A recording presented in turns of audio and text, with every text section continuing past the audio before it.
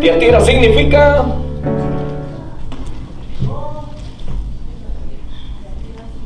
¿alguien contestó por ahí?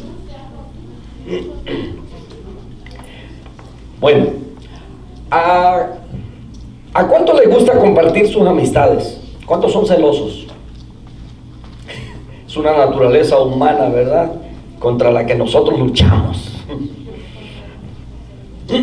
Digo eso, ¿verdad?, porque nuestro Dios, desde el principio, cuando Él aparta un pueblo para Él les declara, le dice: yo soy tu Dios, dice, grande, o sea, fuerte, pero también soy celoso. Nosotros por naturaleza acostumbramos a ser celosos. Por naturaleza, escuche bien. ¿Por qué dice eso? Bueno, usted se ha dado cuenta que los niños, ¿verdad?, cuando viene un hermanito en camino, el hermanito más grandecito se pone celoso. ¿Les ha pasado? O cuando usted visita a algún familiar, ¿verdad?, y entonces sus hijos nunca se le acercan a abrazarlo, pero ese día el sobrinito se le acercó y no se le despega, y usted lo tiene en los brazos y los hijos ahí quieren que también lo cargue. ¿Le ha pasado? ¿Verdad? ¿Quién les enseñó a tener celos? Hay una naturaleza en nosotros contra la que luchamos, ¿verdad? Y todos. Bueno, pues nuestro Dios es un Dios celoso, ¿verdad? Él no comparte su gloria, lo establece así, no comparte su gloria absolutamente con nadie. Así que se apartó un pueblo para Él, el pueblo de Israel, pero el pueblo de Israel le falló una y otra vez. Y cuando usted lee el libro de Oseas, a Oseas lo manda que se case con una prostituta, tienen hijos, ¿verdad? Hijo de prostituta. Entonces, eso es para darle una enseñanza al pueblo de Israel de cómo Dios los había amado, los había protegido, los había cuidado, y ellos le fueron infieles. Entonces, luego, ¿verdad?, el Señor Jesucristo, en el cumplimiento del tiempo, viene y se prepara a 12 apóstoles, ¿verdad?, a sus discípulos, que anduvieron con Él desde el comienzo de su ministerio, ¿verdad? Y Él los llama, y luego cuando Él se va los empodera, les da la autoridad, les dice: recibirán poder. Pero ya no fueron solamente los 12, sino todos aquellos que estaban esperando la promesa. Entonces, así la iglesia fue creciendo, fue avanzando, de tal manera que se fueron formando algunas congregaciones, ¿verdad? Y estamos viendo algunas de ellas, por ejemplo, Éfeso, Esmirna, Pérgamo, y ahora estamos con Tiatira. Fueron de las primeras iglesias grandes, enormes, que crecieron en el Asia Menor, ahí donde estaba, vamos a decir, la cuna, ¿verdad?, de todo el paganismo. Donde se había comenzado con esa adoración a los reyes, bueno, a los emperadores, en este caso el emperador de Roma, que era el que andaba conquistando todas esas áreas. Entonces, la iglesia se encuentra en medio de esa fuerte situación social, ¿verdad?, de esos entonces. Se encuentra en un choque con el paganismo, con la religiosidad, con el politeísmo. Y estamos viendo ahora Tiatira. Nos quedamos ¿verdad?, en algunos de los datos que le estoy dando de todo el paganismo que se fue metiendo a la iglesia hasta que quedó completamente fuera. Les hemos hablado ya hace varios meses atrás, ¿verdad? Creo que fue en octubre cuando les traje algunos mensajes acerca de los reformadores, ¿verdad? El 31 de octubre, que normalmente se festeja Halloween, ¿verdad?, Día de las Brujas, o el día que el ocultismo hace sus cultos más grandes, pero ese día también el cristianismo, ¿verdad?, celebra el hecho de que Martín Lutero pegó las 95 tesis en las puertas de la iglesia de Wittenberg. Entonces, protestando en contra de esas falsas enseñanzas o enseñanzas erróneas que tenía la iglesia tradicional. Entonces, ahora estamos viendo Tiatira, ¿verdad? Dijimos que el paganismo trató de entrar a Éfeso, a Esmirna, a Pérgamo, pero aquí en Tiatira logró su objetivo, logró entrar, ¿verdad? A través de una falsa enseñanza. Y es así como nos quedamos. Así es que vamos a Apocalipsis capítulo 2, verso 18 hasta el verso 29. Y me acompañen en esa lectura. Apocalipsis capítulo 2. Yo creo que tantas veces que lo hemos leído ya casi no los aprendemos, ¿verdad? Ciertamente. Dice el verso 18. Yo sé que lo están buscando en su Biblia, ¿verdad? Pues sí. Este día es bastante, el tiempo se nos va muy rápido. Dice, y escribe al ángel de la iglesia en Tiatira, el Hijo de Dios, el que tiene ojos como llama de fuego y pies semejantes al bronce bruñido, dice esto. Yo conozco tus obras y amor y fe y servicio, tu paciencia, y que tus obras postreras son más que las primeras. Pero tengo unas pocas cosas contra ti, que toleras que esa mujer Jezabel, que se dice profetiza, enseña y seduzca a mis siervos a fornicar y a comer cosas sacrificadas a los ídolos. Y le he dado tiempo para que se arrepienta, pero no quiere arrepentirse de su fornicación. He aquí yo la arrojo en cama y en gran tribulación a los que con ella adulteran, si no se arrepienten de las obras de ella. Y a sus hijos heriré de muerte, y a todas las iglesias sabrán que yo soy el que escudriña la mente y el corazón, y os daré a cada uno según vuestras obras.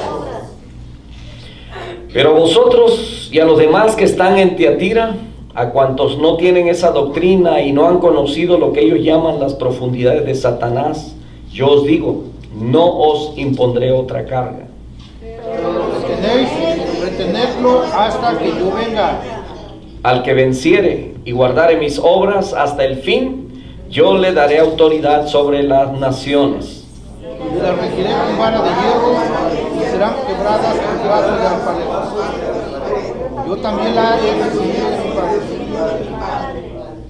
Y le daré la estrella de la mañana, leamos todos. El que tiene oído, oiga lo que el Espíritu dice a las iglesias. Amado Padre, muchísimas gracias por tu palabra. Gracias, en esta noche queremos aprender más de ti, a fortalecer el conocimiento, nuestra vida, Señor, a estar más seguros cada vez más, Señor, de que estamos en la verdad, de que tú eres la verdad, el camino, Señor, la vida.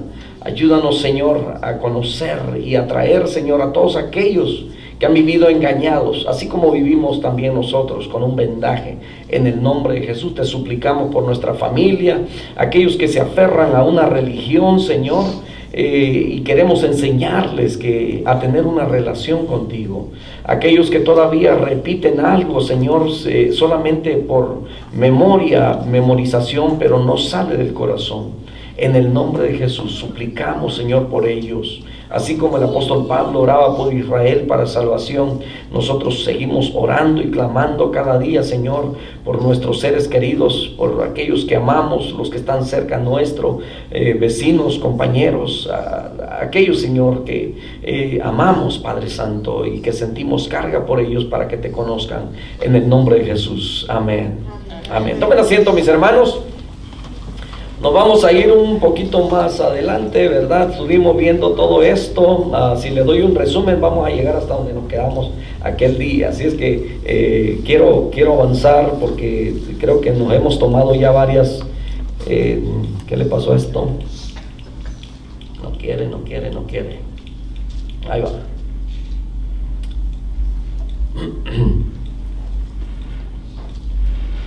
Bueno. Ahora sí, vamos cerca.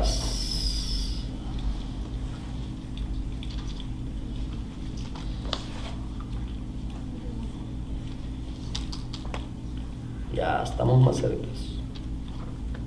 Ok.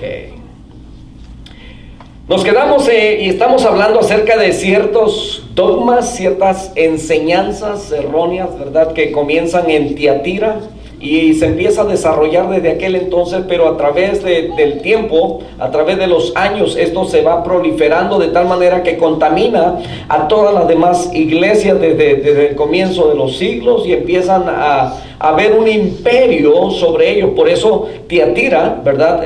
Significa el sacrificio continuo, y también es la iglesia que representa el periodo de la supremacía del catolicismo. Catolicismo, dijimos que católico viene de universal, ¿verdad? Entonces los emperadores, ellos estaban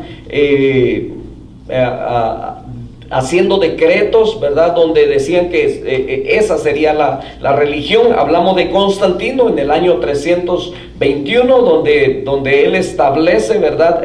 La iglesia cristiana y la mezcla con el catolicismo, perdón, con el paganismo, ¿verdad? Y ahí comienza, bueno, ya había comenzado desde antes, pero aquí es donde se comienza a legalizar, ¿verdad? A imponer.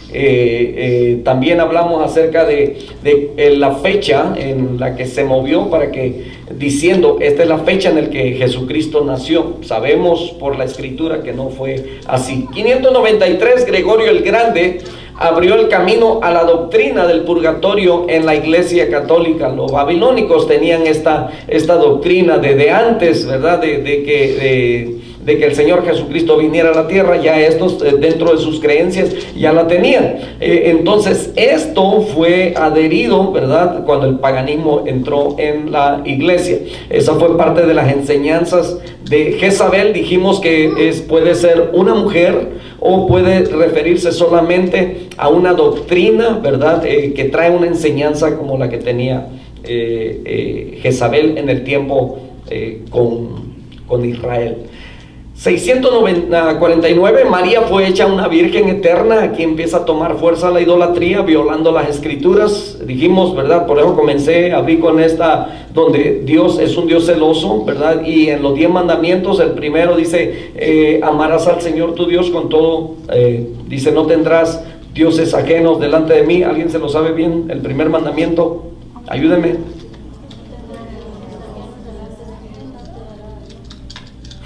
Un poquito más despacio y más fuerte, por favor.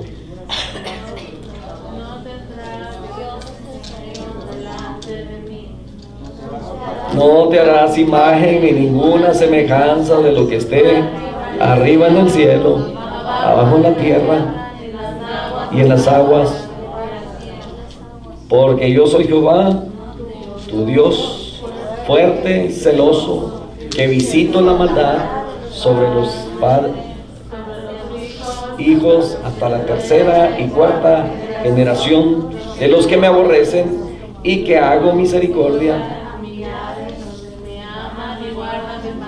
Ajá.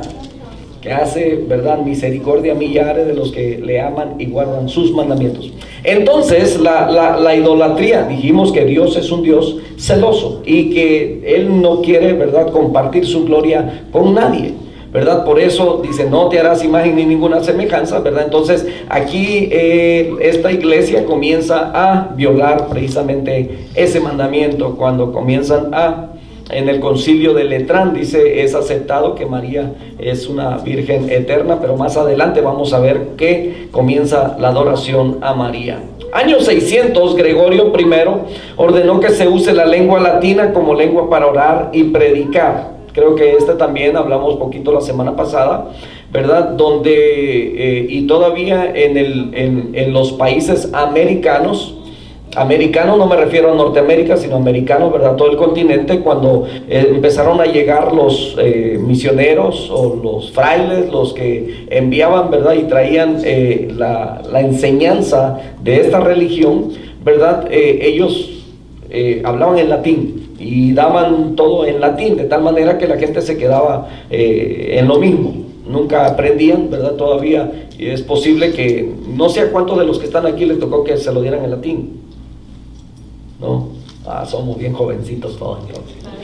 Pero hay una generación, quizás la de nuestros abuelos, ¿verdad? Que sí les tocó. En el año 709 se comienza con la tradición de besar los pies al Papa. Esto no trascendió mucho, ¿verdad? Porque no se acostumbra. Dicen que la estatua que representa al apóstol Pedro en el Vaticano, dicen que creo que es hecha de bronce, y dice que de tantos besos que le dan a los dedos se les ha desgastado, de tanto beso que le dan ahí, ¿verdad? La gente devota que llega a besarle los pies. En el año 787, en el concilio de Nicea, legalizó la adoración a la cruz. Mire, las imágenes y las reliquias que ellos bendecían, amuletos, se legaliza algo que la Biblia lo prohíbe. Se da cuenta que aquí entra ya mucho de eso de ¿cómo le llaman? Fetiches, amuletos, ¿verdad? Cosas que usted tiene que cargar. Si usted no lo carga, te va a ir mal, ¿verdad? Amuletos para la buena suerte o mala suerte. Pero nosotros no creemos ni en la buena suerte ni en la mala suerte. Nosotros creemos lo que la palabra de Dios establece, ¿verdad? Deuteronomio capítulo 4 dice que en el capítulo 28, capítulo 30 nos habla acerca de que Dios dice: he puesto la vida y la muerte, el bien y el mal, la bendición y la maldición. Escoge pues el bien, la vida y la bendición para que vivas. Entonces Dios nos recomienda eso, el bien, ¿verdad? La bendición. Entonces Dios ha establecido el bien y el mal. Nosotros tenemos que escoger, y de acuerdo a nuestras acciones, de acuerdo a lo que nosotros escojamos, es como nos va a ir. Aquí no hay mala suerte ni buena suerte. Entonces aquí se empezaron a aceptar todo este tipo de cosas que, ¿verdad? Usted ha llegado a algunas casas donde tienen ahí una herradura toda llena cubierta de un hilo o un listón rojo, ¿verdad? Esos son amuletos. Entonces, ¿quién los acostumbra? ¿Verdad? ¿Quién enseña? ¿Quién permite todo eso? ¿Verdad? Nosotros estamos en desacuerdo con todas esas cosas, porque dice que el ángel de Jehová acampa alrededor de los que le temen y los defiende, y no tiene que tener una imagen ahí para decir: este es mi Dios, o este es el ángel que está aquí. Amén. Entonces, la palabra de Dios ¿verdad? Nos prohíbe todo este tipo de prácticas. Entonces, aquí se legaliza la adoración a la cruz. Y sabe que, hablando de eso, nosotros hemos hecho algunas modificaciones en algunos cantos. Yo no sé si algunos se han dado cuenta, pero hay cantos, ¿verdad?, que aquí le hemos hecho algunos cambios. Por ejemplo, está una muy clásica que se canta cuando la Santa Cena o en momentos del día de resurrección. En el monte Calvario estaba una cruz, emblema de afrenta y dolor, y luego sigue el que está cantando, ¿verdad? Y yo amo esa cruz, ¿verdad? La cruz que tiene que ver. Amamos a Jesús porque Él es el que murió, Él es el que pagó el precio. Entonces hace algunos 2 o 3 años salió una película también donde promovían una cruz, ¿verdad? Entonces yo decía, es una película cristiana, ¿verdad? Pero con una enseñanza por otro lado, porque si a alguien vamos a honrar es a Dios. Amén. Es al Padre, es al Hijo, es al Espíritu Santo, por la obra que cada uno de ellos ha hecho en nuestra vida, ¿verdad? Pero no objetos, y no traerlos como amuletos. Tristemente, en una ocasión, sirviendo en una iglesia americana, que consideramos pastor a uno de los que estaban sirviendo ahí, ¿verdad? Entramos en un tema acerca dice, todo lo que Dios creó es para beneficio nuestro. Es por esa razón que yo traigo aquí una piedra, dijo, para que esto me da balance. ¿Balance de qué? ¿Me entiende? O sea, como muchas veces hemos aceptado cosas que no tienen nada que ver con la palabra de Dios, pero sí tienen que ver con el misticismo, ¿verdad? Cosas de misterio. Y yo no sé si usted ha investigado, porque vamos a hablar también del rosario. Mejor me espero, ¿verdad?, para cuando lleguemos ahí. En el 787, en el concilio de Nicea, se legalizó eso, la adoración a la cruz, a las imágenes, a las reliquias que ellos bendecían, amuletos, se legaliza algo que la Biblia prohíbe, y hay un montón de cosas ahí que también, ¿verdad?, se tienen como reliquias, son símbolos de adoración. Usted ve a aquellos que son bien devotos, es más, el templo para ellos también significa, es algo así como un objeto de adoración o de veneración. Yo lo veía desde muy pequeño. Cuando iba por la calle estaba el templo y una persona iba pasando y se paraba enfrente y ¿verdad?, hacía sus cosas y luego seguía su camino, se persinaba. Y entonces hace tiempo le comentaba a mi esposa, y creo que ya hay enseñanzas por ahí, donde le decía, bueno, a mí nunca me enseñaron a persinarme porque mis padres no fueron católicos, pero yo vi a las personas cómo hacían la señal de la cruz. Y entonces se hacen una aquí, ¿verdad?, otra aquí, y luego creo que es en el pecho o es en los hombros. En los hombros. Bueno, entonces usted saque la distancia, ¿verdad?, y usted en realidad está haciendo la figura de una cruz invertida. Dije, ay.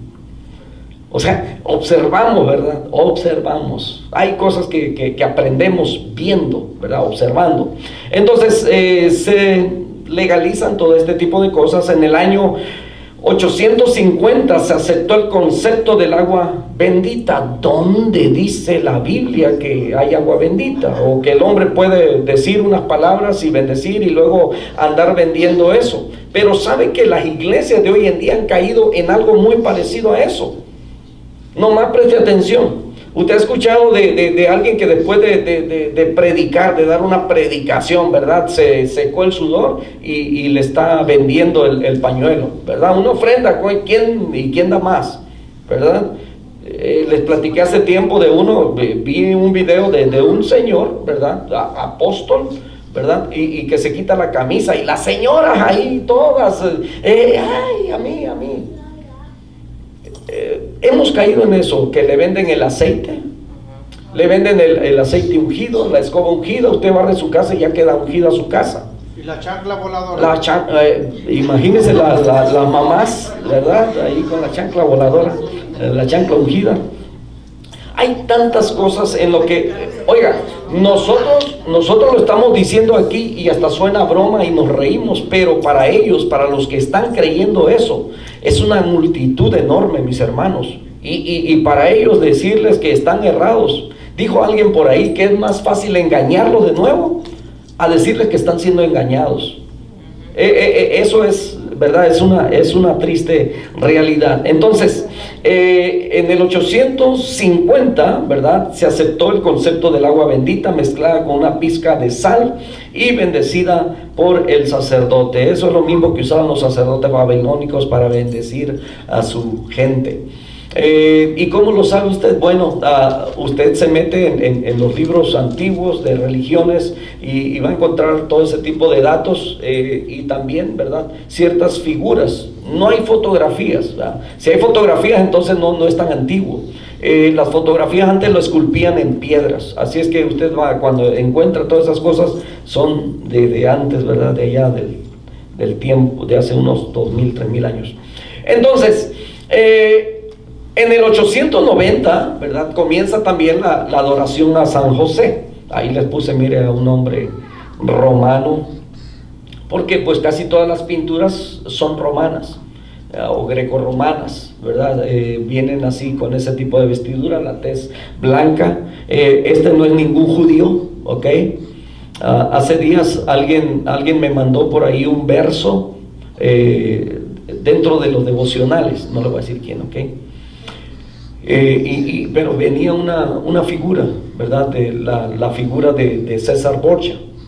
Y entonces yo le hablo aparte, ¿verdad?, a mi hermano, y le corrijo, le digo, el mensaje está hermoso, es precioso.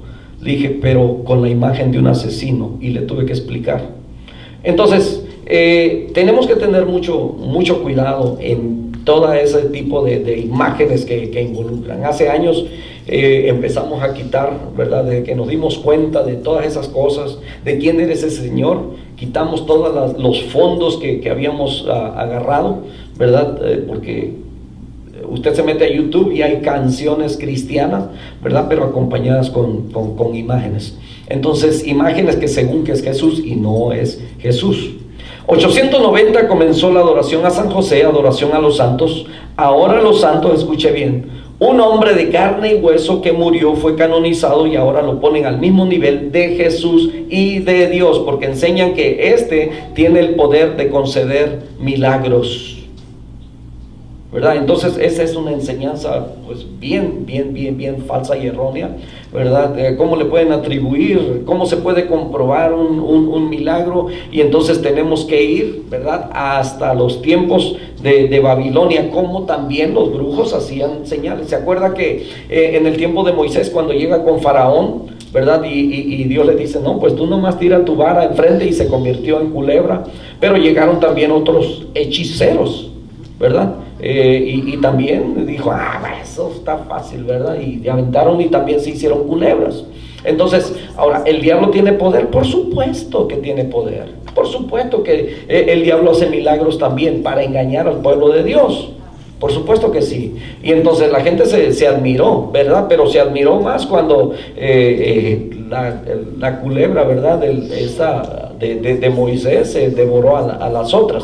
A ver, ¿verdad? A ver, saquen otra vez sus varas, ¿ah? Entonces vemos que el diablo también puede hacer o manifestar milagros y todo para engañar. Entonces, en 1079 el Papa Bonifacio VII estableció el celibato. Sí sabe qué es eso, ¿verdad?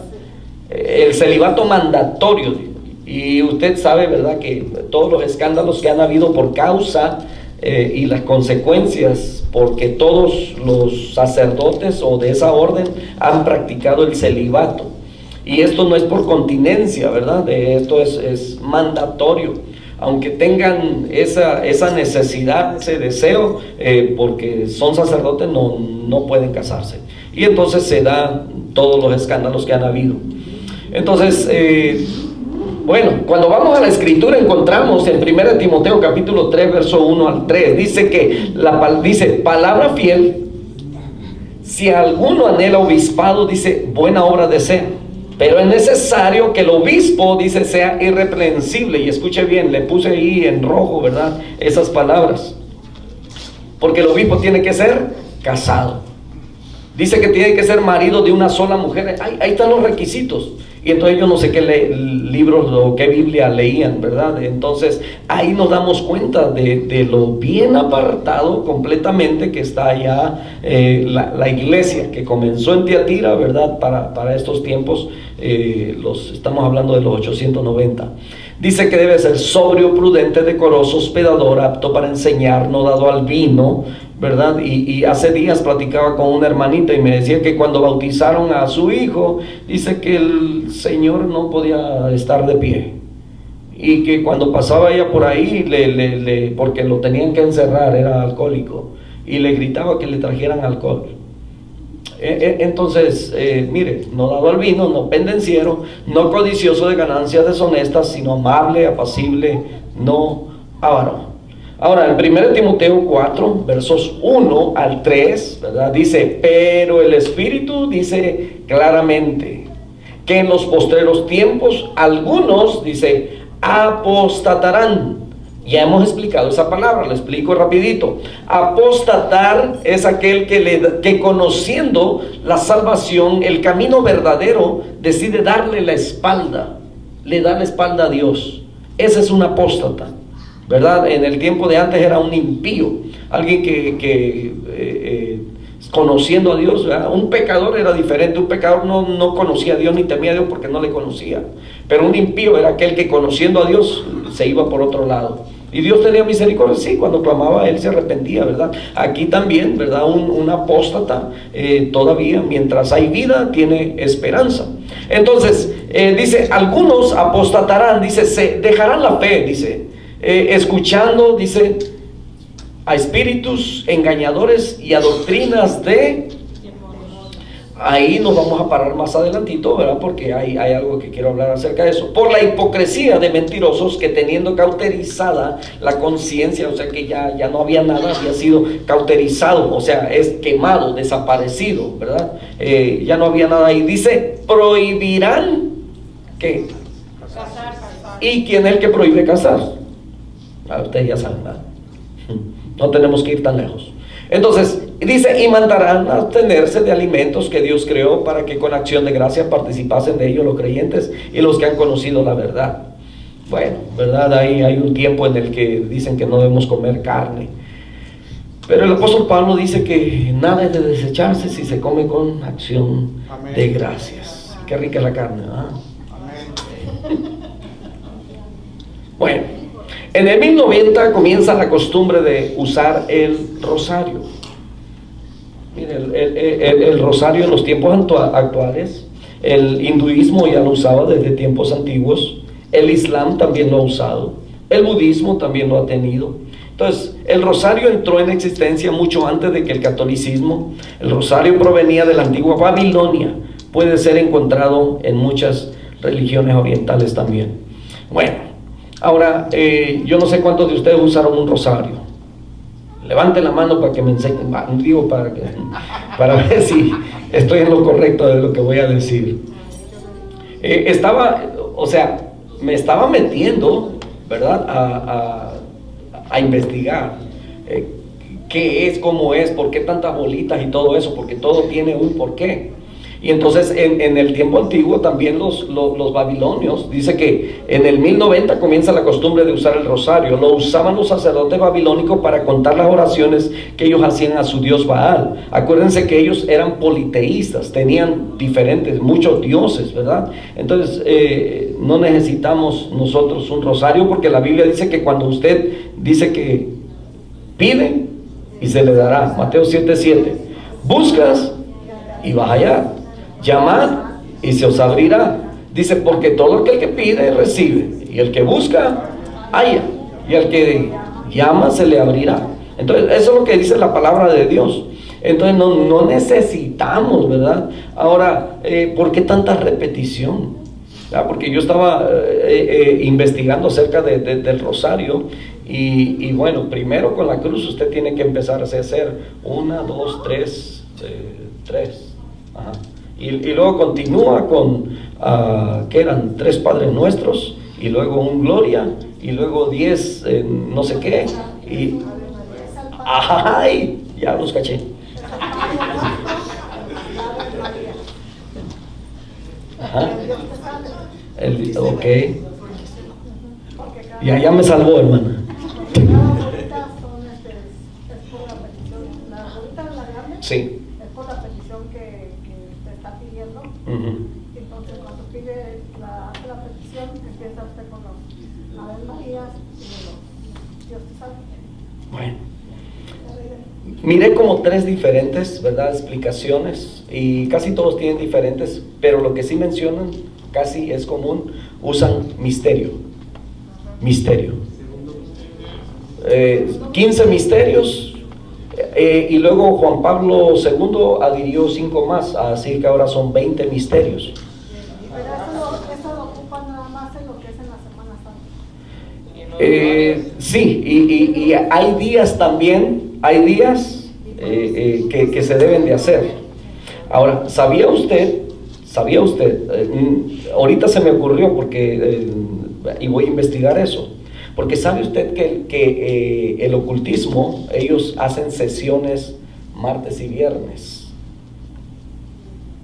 Voy a investigar eso también.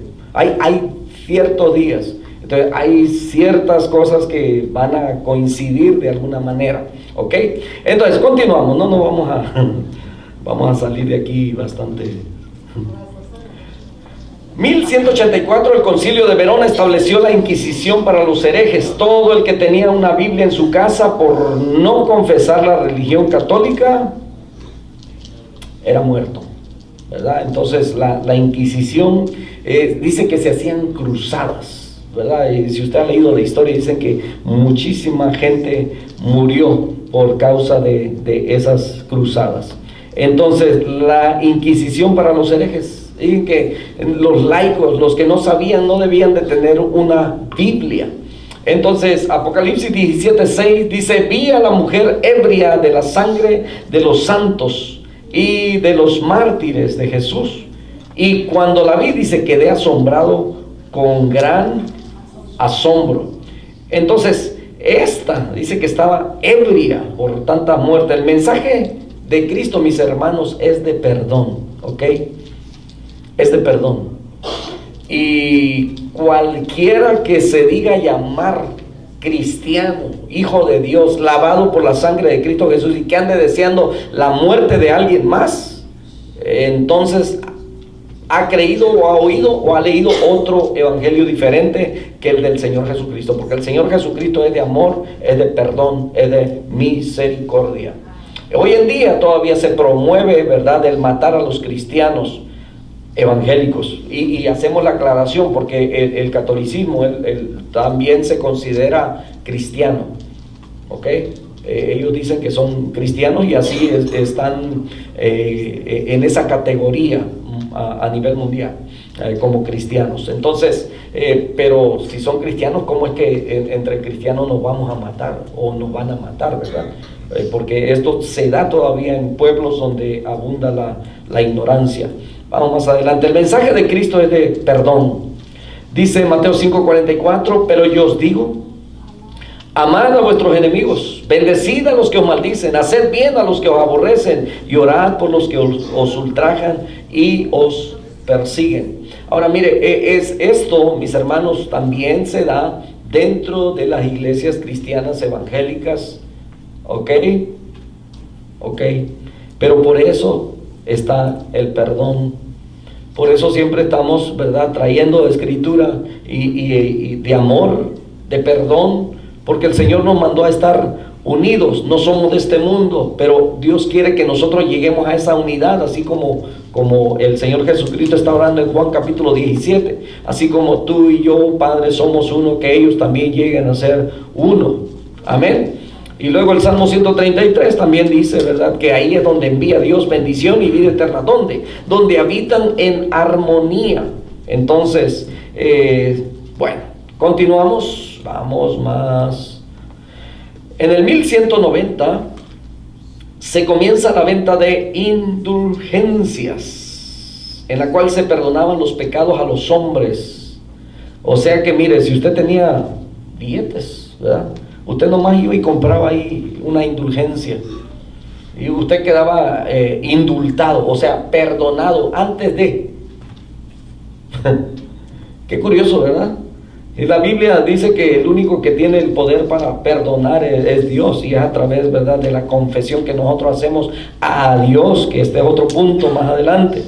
Entonces, aquí el que tenía dinero, ¿verdad?, hacía lo que quería, pagaba el indulto, entonces podía pecar tranquilamente, y eso es una de las herejías más grandes también, porque Cristo murió por nuestros pecados, no un hombre, y no hay hombre que tenga poder para perdonar pecados, solamente Dios. 1 Juan 1:7 dice: pero si andamos en luz, como Él está en luz, tenemos comunión, dice, unos con otros, y la sangre de Jesucristo su Hijo nos limpia de. Entonces es Dios quien nos perdona a través de su Hijo Jesucristo. 1 Juan 2:1 dice: hijitos míos, estas cosas os escribo para que no pequéis. ¿Ok? Y si alguno, ¿verdad?, porque fue débil, porque nos vamos a justificar, ¿verdad?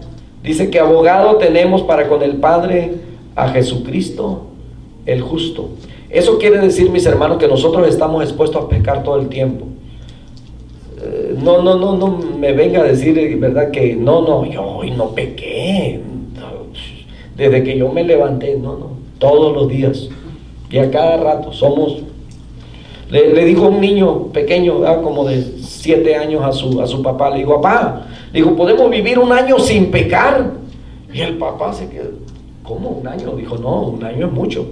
Dijo, bueno, un mes, le dijo. No, pues es bastante un mes. Dijo, bueno, una semana.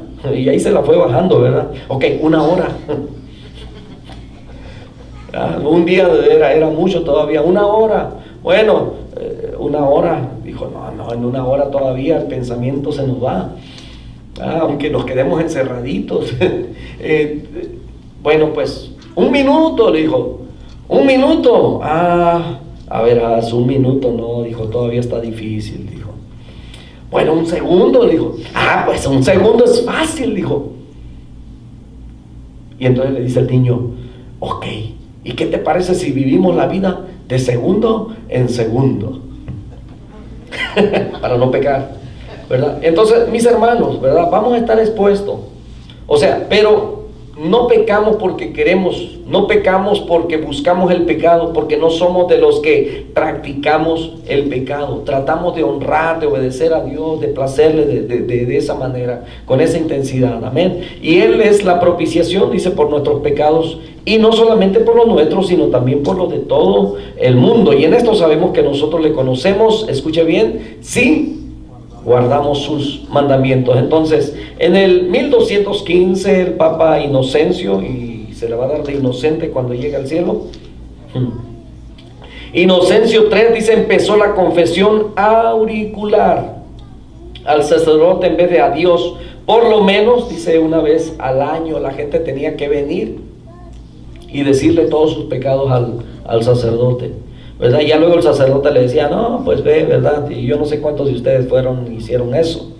Entonces, esto era como que usted tenía la libertad de ir y hacer lo que quisiera, ¿verdad? Darle rienda suelta a la vida loca y todo. Al cabo, yo voy y me confieso, ¿verdad? Y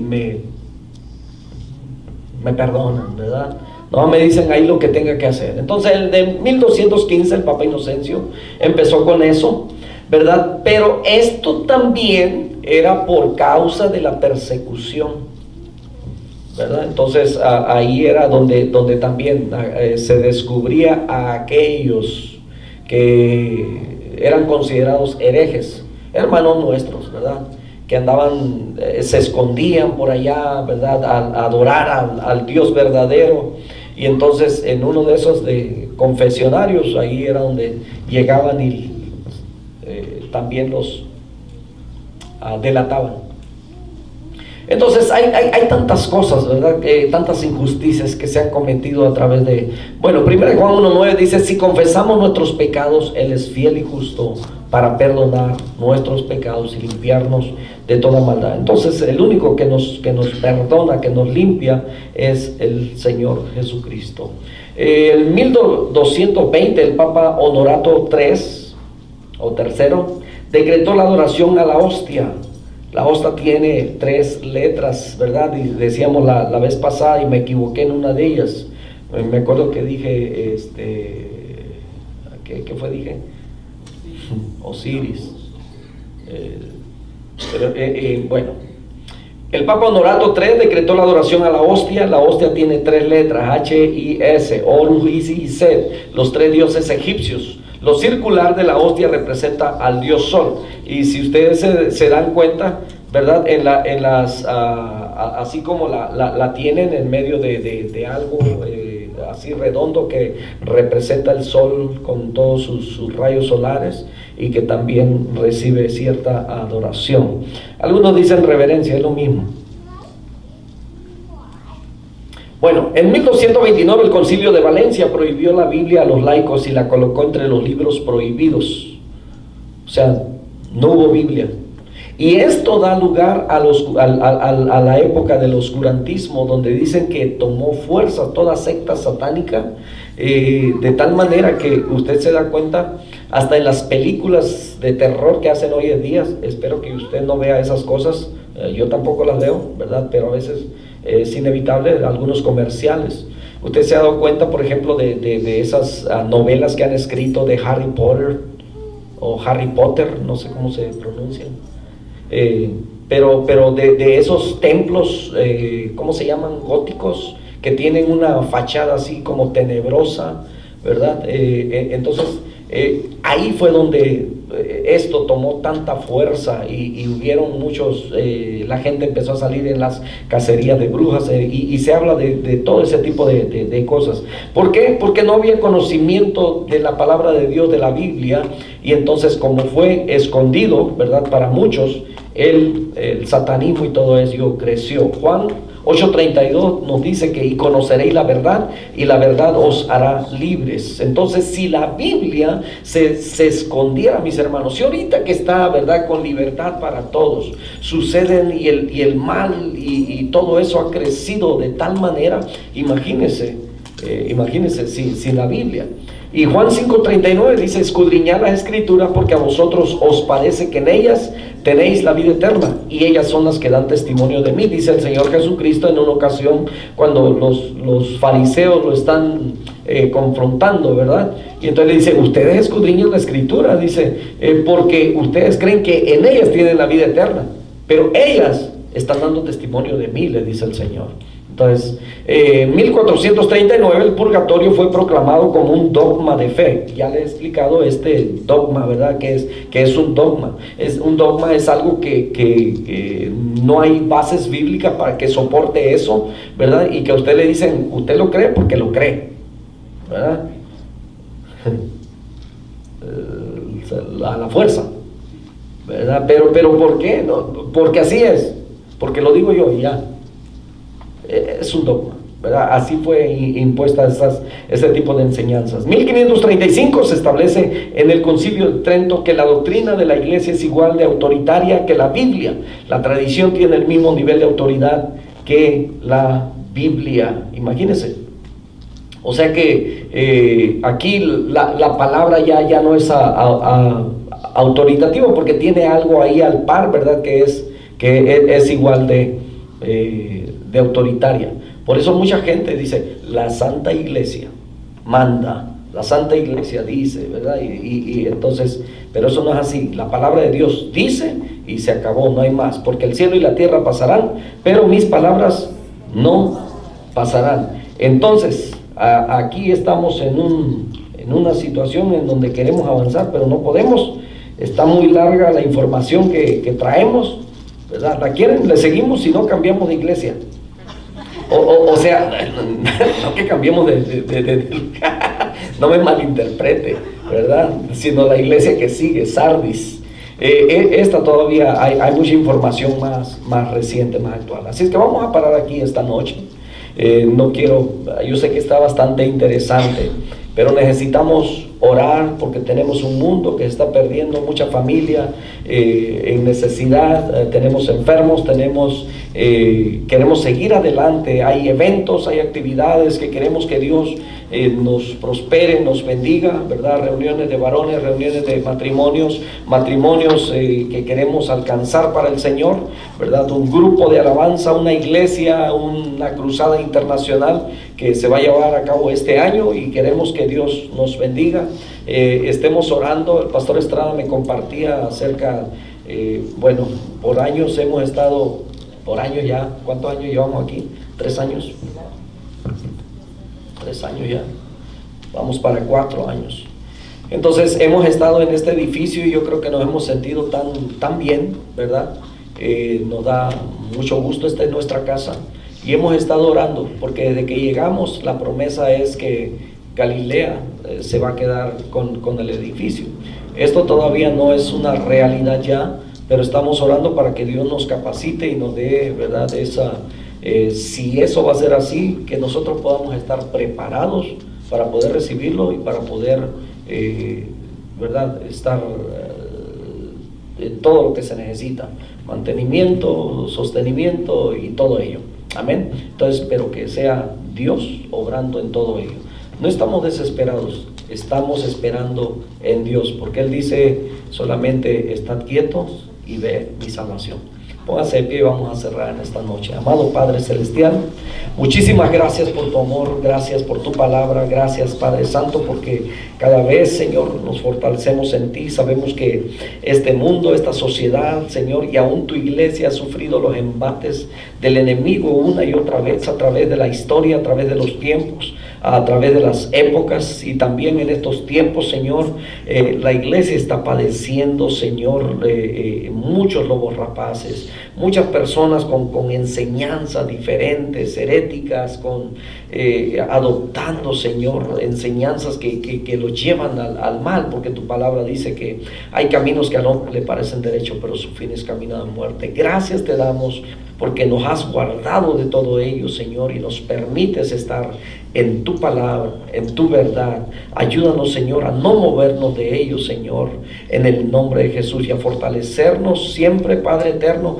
a través de ella, del conocimiento en tu palabra, Señor, a hacer nuestro fundamento fuerte, firme, Señor, a anclarnos en esa roca que es Cristo Jesús. En Cristo Jesús, bendice a tu iglesia en esta noche y permítenos ir, Señor, a nuestros hogares bendecidos, pero no sin antes, Señor, dedicarte este tiempo de oración, en agradecimiento, en clamor, en petición, Señor, suplicándote por nuestra familia, nuestros hijos, esta congregación, el vecindario, esta ciudad, en el nombre de Jesús. Muchas gracias. Amén, Señor. Amén. Tomen asiento, mis hermanos, vamos a orar.